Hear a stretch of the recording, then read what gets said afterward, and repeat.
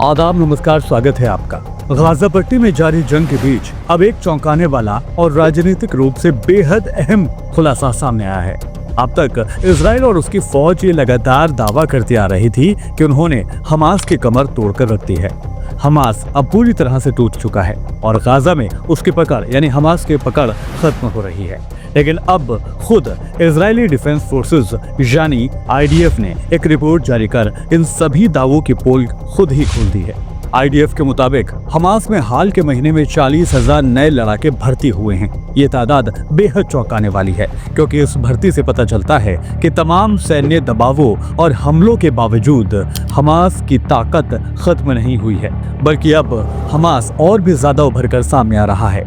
Israeli सेना का ये कहना है कि हमास की स्ट्रेटेजी में एक बड़ा बदलाव देखने को मिला है। अब वो अपने पुराने तरीके जैसे कि सुरंग युद्ध की जगह गोरिल्ला वॉरफेयर, IED धमाके और ड्रोन हमलों का सहारा लेकर और अम्बुश अटैक्स पर फोकस करके इस जंग को लड़ रहे हैं। हमास अब छोटे सेल्स में बंटकर जंग लड़ रहा है, जिससे उनकी पकड़ ढीली नहीं पड़ रही है। IDF की रिपोर्ट में ये भी माना गया है कि गाजा के आम नागरिकों में अब भी हमास पर जबरदस्त भरोसा कायम है। कुछ हफ्ते पहले ऐसी खबरें आई थी कि गाजा के लोग हमास के खिलाफ विरोध प्रदर्शन कर रहे हैं, लेकिन इजराइल अब इस बात को कबूल कर रहा है कि ये एक बहुत छोटा और सीमित तबका था।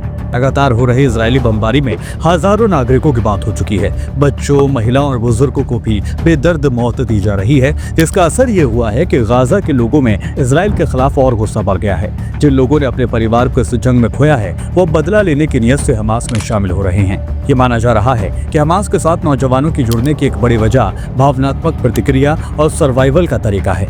इजराइल के प्रधानमंत्री बेंजामिन नेतन्याहू ने हाल ही में इशारे दिए हैं कि वो हमास के साथ नए समझौता बातचीत शुरू करना चाहते हैं, जिसमें बंधकों की रिहाई, सीज़फायर की संभावना तलाशी जा रही है।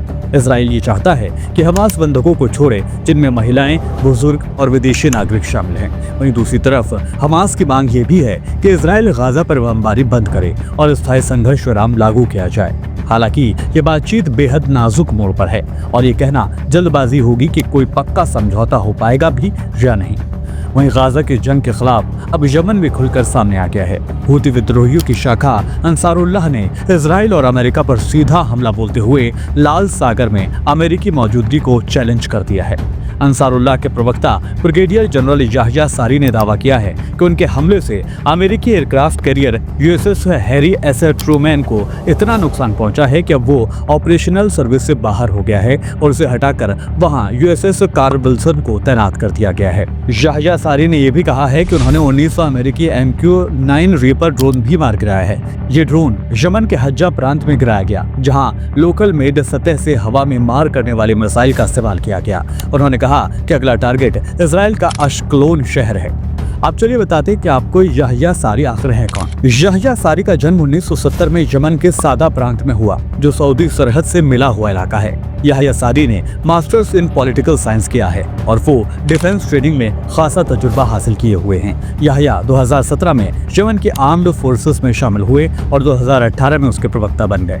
लगातार सोशल मीडिया और टीवी चैनलों के जरिए अमेरिका इजराइल को चेतावनी देते रहे हैं। कुल मिलाकर अब ये साफ होता जा रहा है कि गाजा में हमास को खत्म करना इजराइल के लिए उतना आसान नहीं होगा जितना पहले सोचा जा रहा था। दूसरी तरफ यमन से उठती नई चुनौती अमेरिका और इजराइल दोनों के लिए रणनीतिक सरदर्द बन चुकी है। अगले आने वाले दिनों में हालात और बिगड़ सकते हैं। और फिलहाल मेरे साथ इस वीडियो में अभी के लिए इतना ही। वीडियो पसंद आया तो वीडियो को लाइक करें, शेयर करें और हमारे चैनल को सपोर्ट करने के लिए हमें सब्सक्राइब जरूर करें। फिर होगी मुलाकात किसी और खबर के साथ। तब तक रखिए अपना ख्याल। नमस्कार।